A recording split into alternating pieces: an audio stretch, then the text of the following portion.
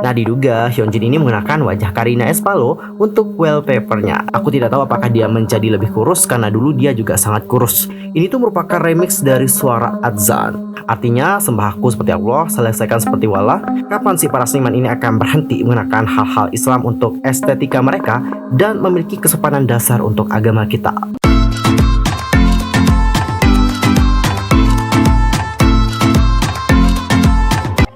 Halo, what's up guys? I'm Yusuf Kim. Welcome back to my YouTube channel. Lah, gimana sih kabarnya hari ini? Baik-baik aja dong ya. Dan buat kalian yang gak lagi baik-baik aja, keep fighting guys, don't give up. Nah, untuk hari ini kita itu akan membahas tentang update informasi seputar dunia perkepoan yang pastinya sangat sayang banget untuk dilewatkan. Dan supaya kalian tidak ketinggalan berita terpanasnya, langsung aja subscribe channel aku, bunyi loncengnya, serta like, comment, dan share kepada teman-teman yang lain. Dan berikut adalah pembahasan selengkapnya.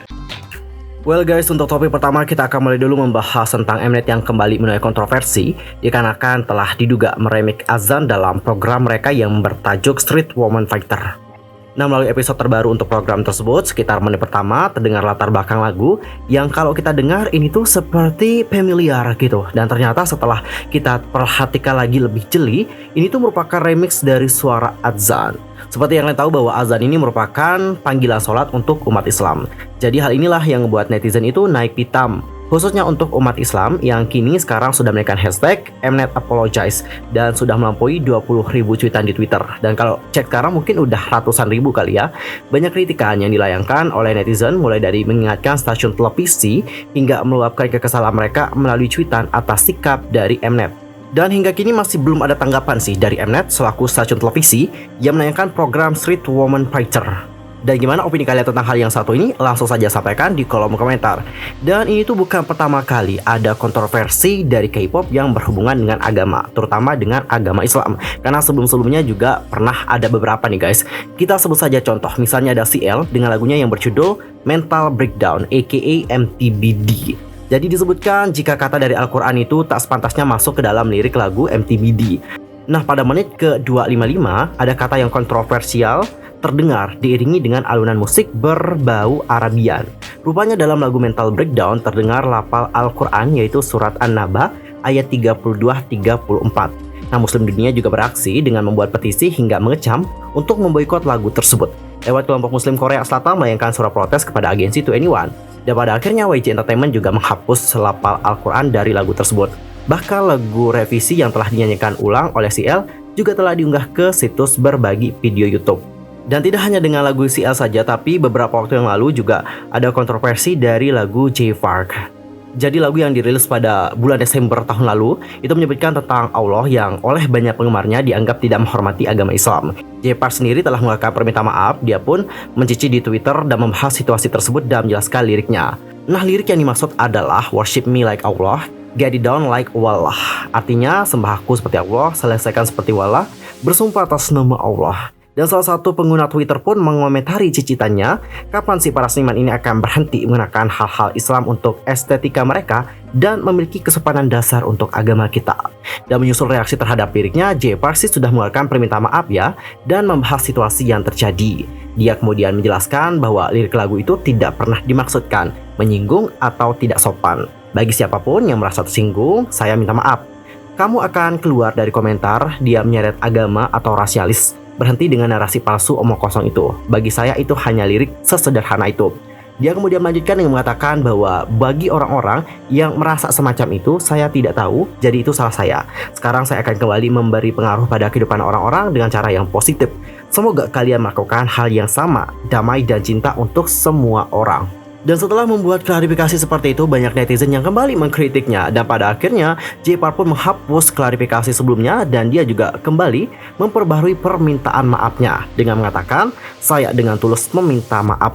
Dalam lagu yang disebut Mukbang Remix, saya menggunakan kalimat sembah aku seperti Allah yang membuat banyak orang tersinggung. Pada awalnya saya tidak melihat masalahnya, tapi ketika saya membaca komentar, bukan yang penuh dengan hate, tetapi yang benar-benar mencoba mendidik, mengapa itu ofensif? Saya melihat saya menggunakan sebuah kata di mana beberapa orang rela mati demi itu. Dan itu bukan tepat saya untuk menggunakan sesuatu yang sangat berarti bagi orang-orang muslim dalam lirik rap saya dengan bebas. Saya minta maaf kepada semua penggemar muslim saya. Tujuannya bukan tidak pernah tidak menghormati atau menyinggung perasaan, dan saya akan lebih berhati-hati ke depan. Saya mencintai dan menghormati semua orang dari semua budaya, etnis, dan agama yang berbeda. Love and Peace. Well guys, itu adalah beberapa kontroversi dari K-pop yang berhubungan dengan Islam. Gimana pendapat kalian tentang hal yang satu ini? Langsung saja komen di kolom komentar. Intinya aku sih berharap di next time itu tidak ada lagi estetika dalam dunia per-K-popan yang berhubungan dengan agama, terutama dengan agama Islam, dan juga budaya-budaya yang masih sensitif untuk digunakan oleh orang lain. Karena seperti yang aku lihat beberapa waktu sebelumnya, itu banyak sekali kontroversi dari K-pop yang berhubungan dengan budaya dari negara lain dan juga berhubungan dengan agama guys. Dan sekarang kita akan masuk ke topik yang kedua. Kali ini datangnya dari rumor dating antara Hyunjin dari Stray Kids dan juga Karina aespa. Hyunjin Stray Kids baru-baru ini disebut punya hubungan asmara nih dengan salah satu member dari aespa, yaitu Karina.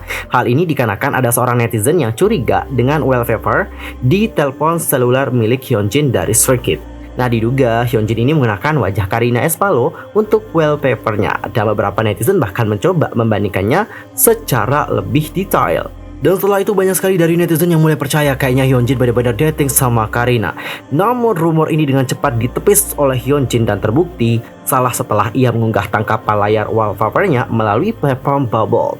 Hyunjin menjelaskan bahwa ia itu berdebar-debar saat ia menyaksikan sebuah drama, dan pada akhirnya dia pun menggunakan sketsa dari drama tersebut untuk dijadikan sebagai wallpapernya. Jadi sudah jelas bahwa Hyunjin dan juga Karina itu tidak punya hubungan apapun. Dan menurut aku emang kayak kurang masuk akal sih kalau Hyunjin itu pacaran sama Karina. Karena aku tahu bahwa Karina ini masih rookie, dan biasanya rookie-rookie itu tahulah posisi mereka itu seperti apa. Karena mereka itu masih baru, newbie banget, mereka itu pasti akan fokus banget sama karir mereka ke depannya. Untuk kencan kayaknya mereka tidak seseberani itu. Apalagi untuk Karina. Karina ini merupakan member dari aespa yang punya peran penting banget. Selain sebagai wajah dari aespa, dia ini juga menjadi leader. Jadi sebagai seorang leader, aku rasa dia itu punya tanggung jawab yang besar terhadap grupnya sendiri. Jadi nggak mungkin Karina itu segegabah itu untuk segera berkencan di usia grupnya yang masih muda. I think so sih guys. Dan untuk Hyunjin kayaknya bener-bener nggak sih. Untuk Hyunjin sekarang dia itu nggak berkencan, apalagi dengan apa yang terjadi pada dia kemarin. Seandainya Hyunjin ini memang berkencan, pasti dia itu akan dikritik banget sama netizen Korea sana, dan mungkin nanti akan dihubungkan dengan yang kemarin. So, gimana nih pendapat kalian tentang hal yang satu ini? Langsung saja sampaikan undang-undang kalian di kolom komentar. Dan untuk yang terakhir, sekarang kita akan membahas tentang salah satu ex-member dari AOA, bukan Mina, tapi Jimin. Jadi baru-baru ini ada tetangga yang telah memberikan update informasi mengenai Jimin ex AOA.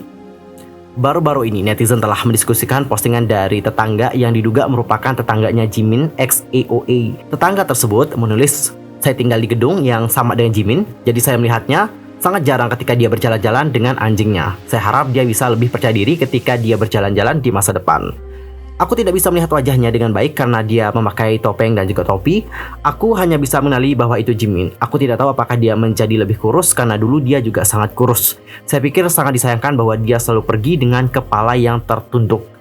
Dan pada Januari lalu, Jimin juga dilaporkan menjalani kehidupan yang benar-benar terpencil setelah kepergiannya dari industri hiburan. Dia meninggalkan AOA setelah mantan anggota dari AOA yaitu Mina mengungkapkan bahwa dia ini merupakan korban dari Jimin selama 10 tahun di grup tersebut. Oke Cinggu, berita tadi menutup perjumpaan kita untuk hari ini. Saksikan update berita dari dunia per-K-popan di next time di channel aku. Pastikan untuk subscribe ya, untuk mendukung perkembangan channel aku juga. Aku mohon maaf nih kalau ada kesalahan baik dalam ucapan, sikap, dan mungkin ada kesalahan informasi, langsung aja komen di kolom komentar.